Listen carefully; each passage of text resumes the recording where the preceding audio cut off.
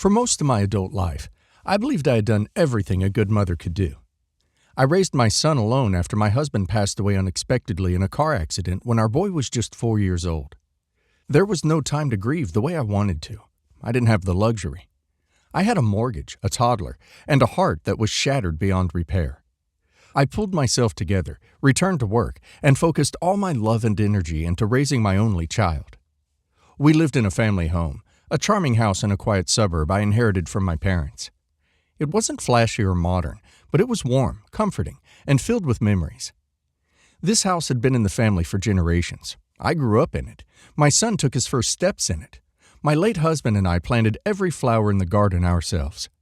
It wasn't just a structure of bricks and wood. It was a living memory of everything I held dear. When my son met the woman he wanted to marry, I was genuinely happy for him. He was young, ambitious, and had found someone who seemed to bring joy into his life. His wife was lovely, or at least she appeared to be. She was polite, helpful, and always offered to lend a hand around the house. I welcomed her into our home with open arms. I knew they were saving for their first apartment and thought nothing of it when they asked if they could stay with me for a while. It was supposed to be temporary. I was delighted to have them around. I cooked for them, gave them space, even helped with some of their wedding costs. She felt like family, and it felt right. Months turned into a year, then another. They made no serious moves toward buying a place of their own. They didn't speak about it, and while I found it odd, I didn't question it. They were working, still saving, and life was expensive.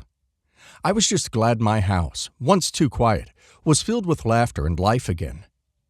Then, a few months ago, I started experiencing severe headaches.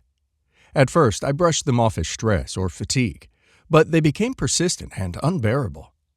After several appointments and tests, I received a diagnosis that felt like a punch in the chest.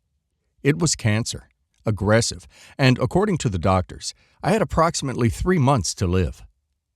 The moment I shared the news with my son and his wife is one I will never forget. I sat them down in the living room and broke the news gently.